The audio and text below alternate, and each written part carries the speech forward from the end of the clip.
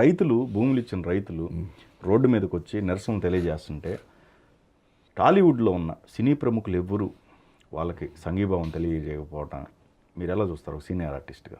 చాలా బ్యాడ్ అండి. నేను రైతు పక్షపాతనండి. ఐ వాజ్ ఆల్ ఇండియా గ్రామ పంచాయత్ పరిషత్ మెంబర్. నేను రైతు అంటే పడి చచ్చిపోతానండి. ఈ దేశంలో the most neglected people are farmers. India 85% or 90% India is agriculture based country. ఇవాళ సినిమా యాక్టర్ అయ్యి ఉండొచ్చు, but my father is an agriculturist, farmer. My grandfather is a farmer. ఇప్పుడు 20-30 years నుంచి గ్రీన్ రెవల్యూషన్, ఇండస్ట్రియల్ రెవల్యూషన్ వచ్చిన తర్వాత మన వాళ్ళందరూ బాగా చదువుకుని ఇండస్ట్రీస్ పెట్టి ఉద్యోగాలు వచ్చినాయి. కానీ ఈవెన్ టుడే 55-60% రూరల్ విలేజెస్ ఏదైతే ఉన్నాయో అంతా అగ్రికల్చరే. మీరు చూడండి, కరప్షను, ఇండస్ట్రీస్ మోసమే, లోన్స్ బ్యాంక్స్ ఇస్తాయి. ఓకే, ఎక్కడికి వెళ్ళినా ఇస్తారు. మీరు ఒక కిరాణా షాప్ పెట్టుకోండి, దానికి లోన్ వస్తుందండి. చాలా అన్ఫార్చునేట్ థింగ్ ఏంటంటే ఒక సెక్రటరీలో ఒక ప్యూన్ 10th పాస్ 9th ఏదో సంథింగ్ బేసిక్ శాలరీ నవ్వు. ఒకప్పుడు 10,000, ఇప్పుడు 30-35,000. ఒక 10th క్లాస్ అండి. ఒక 5 ఎకరాల రైతుకి సంవత్సరానికి 35,000 మిగలదండి. ఏమండి, వాడికి ఇచ్చే ఫెర్టిలైజర్స్ అంతా మోసం. ప్రతి ఒక్కడూ రైతును మోసం చేయటమే. ఎందుకంటే అతను సౌమ్యుడు కాబట్టి, అతనికి ఏం శక్తి లేదు కాబట్టి. ఉదాహరణ చెప్తాను మీకు, చాలా నేను ఎన్నోసార్లు ఏడ్చిన సందర్భాలు ఉన్నాయి. సెక్రటరియట్కి వెళ్ళండి మీరు, ఎనీ సెక్రటరియట్, కరీంనగర్ నుంచో, ఆదిలాబాదో, ఇటు శ్రీకాకుళం నుంచో, లేదా అటు చిత్తూరు ఎవరో వస్తాడు. పోలీసు వాళ్ళు లోపలికి వెళ్ళినవాడు, ఆడు పెన్షన్ లేకపోతే రైతుకు కావాల్సిన ఉంటాయి కదా గవర్నమెంట్ స్కీమ్స్, వెళ్ళవు వాళ్ళకి. వీడు వెళ్ళినవాడు కదా. ఇక్కడ పేమెంట్ మీద పడుకుంటారండి. They cannot afford for a hotel room. నాది బేసిక్ ప్రిన్సిపల్ ఒకటేనండి, ఇండియాలో మనలాంటి వాళ్ళకి ఈ గవర్నమెంట్ ఇచ్చే ఫెసిలిటీస్ మొత్తం కట్ చేసి 70% రైతులకి ఇవ్వాలని నేను కోరుకుంటున్నానండి.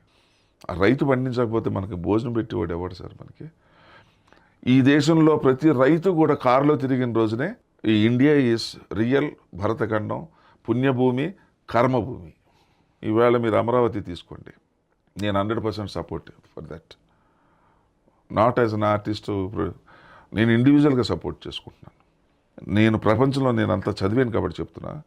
ఎక్కడ ఏ రాజధానికి కూడా 33,200 ఎకరాలు స్వచ్ఛంగా ఇంతవరకు రైతులు ఇవ్వలేదండి ఎక్కడ కూడా, ప్రపంచంలోనే మొట్టమొదటిసారి. ఏమండి, పైగా ఆ భూమి అండి 3 పంటలు పండుతాయి.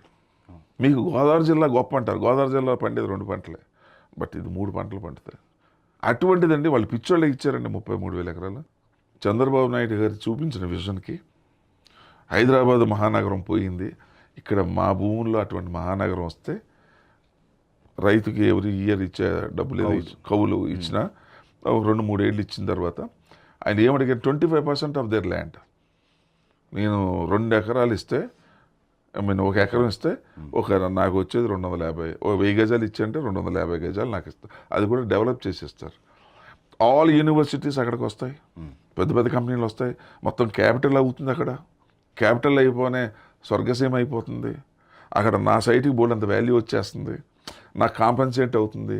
ఈ ల్యాండ్లో చేద్దామని తప్ప ఎక్కడైనా మీరు అసలు 33,000 ఎకరాలు రియలీ హ్యాట్స్ ఆఫ్ అండి. అది ఎట్లా థాట్ వచ్చి చేశారో. కానీ ఇవాళండి ఆ లేడీస్ని, పిల్లల్ని ఏమన్నా పాకిస్తానా ఇది? వాళ్ళు రైతులు అండి, వాళ్ళు ఆ రైతులు వాళ్ళని వేరే పార్టీ వాళ్ళు చేస్తే కర్ఫ్యూ లేదు, వీళ్ళు చేస్తే కర్ఫ్యూ వస్తుంది.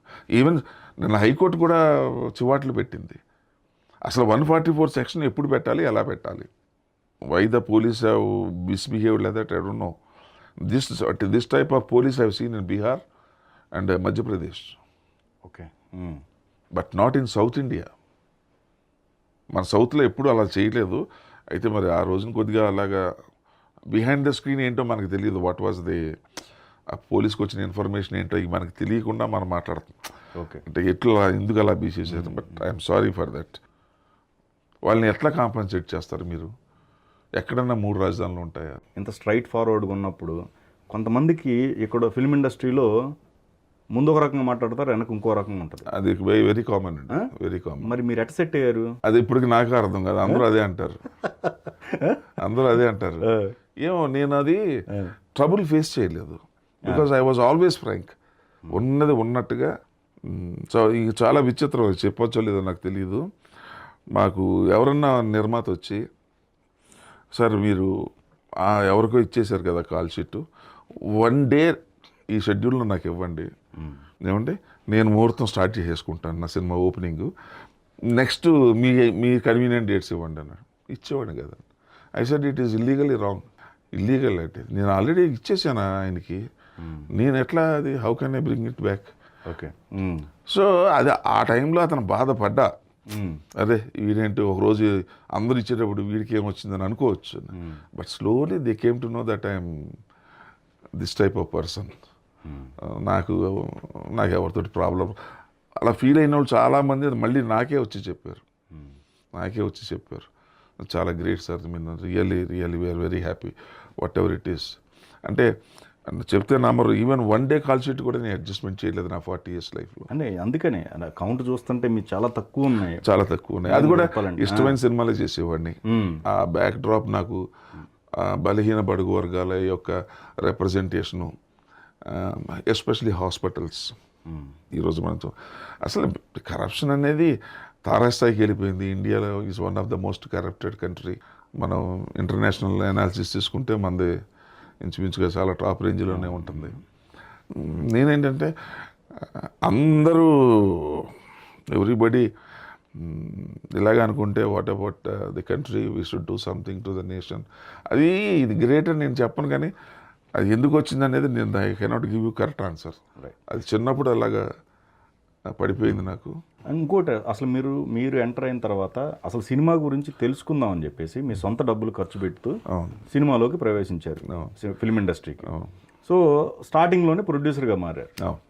తర్వాత అసలు I think 24 or 23 I became a producer. Young ఏజ్లో. ఓకే.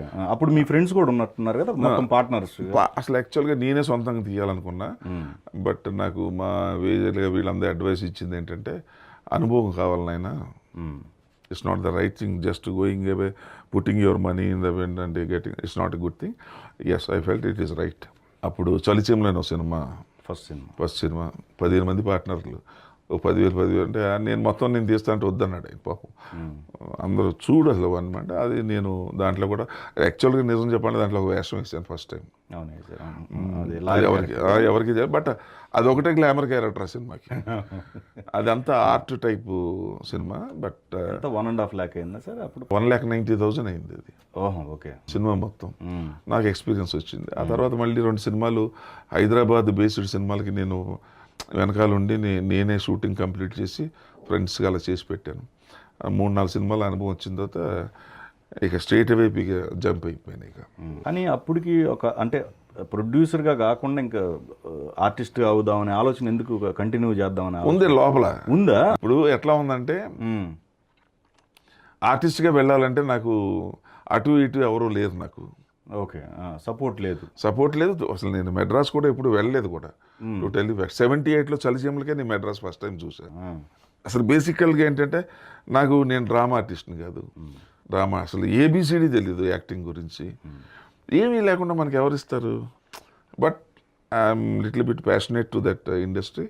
నాకు ఎన్టీ రామారావు నా దైవం. ఆయన చిన్నప్పటి నుంచి ఆయన సినిమాలు చూసి ఏమవుతుందో పిక్చర్ తీద్దాం, బాగుందా సెటిల్ అవుతాం, లేదా మనకు ఉంది, ఇట్స్ ఆల్ ఎట్ లేటెస్ట్ అని చెప్పి చాలా హ్యూజ్ రిస్క్ తీసి ఆ మరో మళ్ళీ తీసాము నేను మా బాబు. Sensational hit. ఇంకా అంతే మరి. అది కంటిన్యూ 40 years కంటిన్యూ అయిపోయింది.